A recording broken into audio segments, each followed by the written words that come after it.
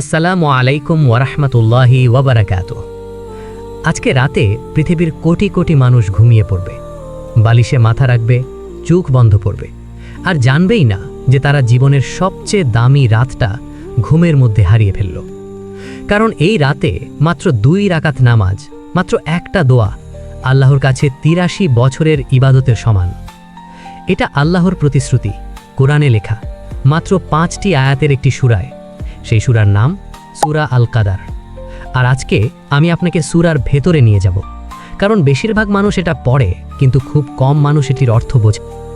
আল্লাহ সূরা আল কাদারের শুরুতেই বলছেন, ইন্না আনজালনাহু ফি লাইলাতিল কাদার, নিশ্চয়ই আমি এটি নাজিল করেছি কদরের রাতে। এখানে এটি বলতে বোঝানো হচ্ছে কুরআন, সর্বকালের সর্বশ্রেষ্ঠ গ্রন্থ, সমস্ত মানবজাতির জন্য চূড়ান্ত বার্তা। আর আল্লাহ বেছে নিলেন একটি বিশেষ রাত এটি পাঠানোর জন্য।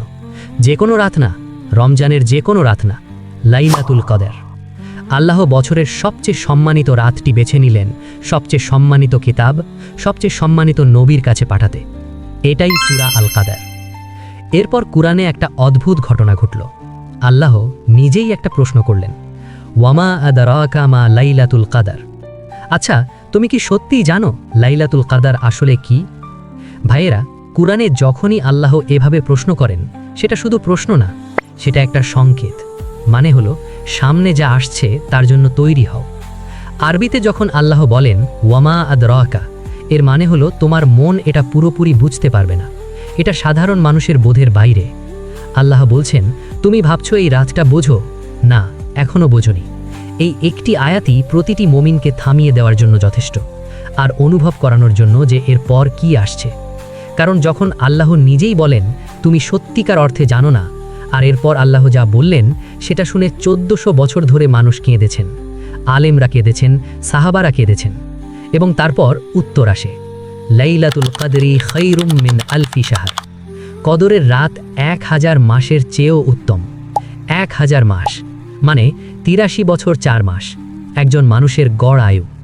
আল্লাহ বলছেন, এক রাতের আন্তরিক ইবাদত, আন্তরিক দোয়া, এই রাতে চোখের এক ফোঁটা অশ্রু একটা পুরো জীবনের আমলকে ছাড়িয়ে যায়। যে মানুষটা অল্প বয়সে মারা গেছে, বার্ধক্যে পৌঁছাতে পারেনি, এই রাত তার জন্য উপহার। যে মানুষটা বছরের পর বছর গাফলতিতে কাটিয়ে দিয়েছে, এই রাত তার জন্য দ্বিতীয় সুযোগ।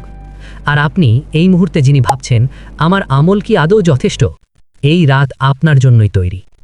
এটা শুধু ধর্মীয় কথা না, এটা মহাবিশ্বের স্রষ্টার দেওয়া নিশ্চয়তা।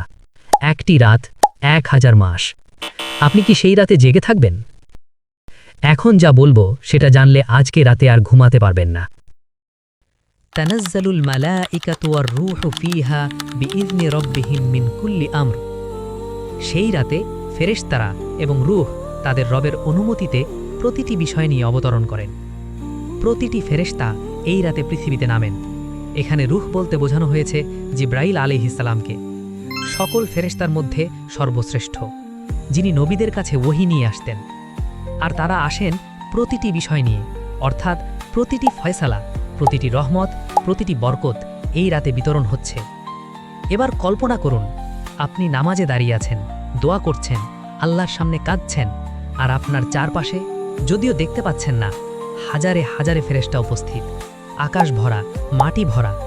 আলেমরা বলেন এই রাতে পৃথিবীতে যত ফেরেশতা আসেন তা পৃথিবীর বালুকাকণার চেয়েও বেশি। আর আপনি যখন দোয়া করেন তা আমিন বলেন। তাই আজকে রাতে যখন হাত তুলবেন, জানবেন আপনি একা না। সালামুন হিয়া হাত্তা মাতলাইল ফজর, এটি শান্তিময় ফজরের উদয় পর্যন্ত। আল্লাহ এই পুরো রাতকে একটাই শব্দে বর্ণনা করলেন, শান্তি। পুরো রাতটা মাগরিব থেকে ফজর পর্যন্ত সালাম হিসেবে বর্ণনা করা হয়েছে, প্রশান্তি, নিরাপত্তা, রহমত। পৃথিবীতে এই রাতের মতো আর কোনো রাত নেই। কোনো অফিস, কোনো সাফল্য, কোনো সম্পদ আপনাকে সেই শান্তি দিতে পারবে না যা এই এক রাতে নেমে আসে। আর এটা শেষ হয় ফজরে, ভোরের প্রথম আলোয়। মানে সেই ফজরের আজান পর্যন্ত প্রতিটি মুহূর্ত আপনার, প্রতিটি সেকেন্ড সোনার চেয়েও দামি, প্রতিটি অশ্রু গণনা হচ্ছে, প্রতিটি দোয়া শোনা যাচ্ছে। ভাইয়েরা আমার, 5টি আয়াত, মাত্র 5টি আয়াতে আল্লাহ এমন একটি রাতের বর্ণনা দিলেন যা পড়ে ইসলামের আলেমরা 1400 বছর ধরে কেঁদেছেন। নবী সাল্লাল্লাহু আলাইহি ওয়াসাল্লাম রমজানের শেষ 10 রাত পূর্ণ ইবাদতে কাটাতেন। তিনি পরিবারকে জাগাতেন, কোমর বেঁধে নিতেন আর প্রতীকী বেজোর রাতে খুঁজতেন লাইলাতুল কদর। তাহলে আপনার প্রশ্ন করি, শেষ 10 রাতের বেজোর রাতগুলোতে আপনি কি করছেন? আজকে রাতে সূরা আল কদর পড়ুন, কিন্তু এবার প্রতিটি শব্দের অর্থসহ অনুভব করুন। তৃতীয় আয়াতের অর্থ অনুভব করুন, চতুর্থ আয়াতের ফেরেশতাদের অনুভব করুন, পঞ্চম আয়াতের শান্তি অনুভব করুন। আরেকটি দোয়া করুন যেটা স্বয়ং নবী সাল্লাল্লাহু আলাইহি ওয়াসাল্লাম আমাদের শিখিয়েছেন। আল্লাহুম্মা ইন্নাকা আফুউন তুহিব্বুল আফওয়া ফাআফু আন্নি। হে আল্লাহ, তুমি ক্ষমাশীল, তুমি ক্ষমা করতে ভালোবাসো, তাই আমাকে ক্ষমা করে দাও। এই রাত বছরে একবারই আসে। আগামী রমজানে আপনি এটা আবার পাবেন কিনা আপনি জানেন না। এই রাত যেন হাত ছাড়া না হয়।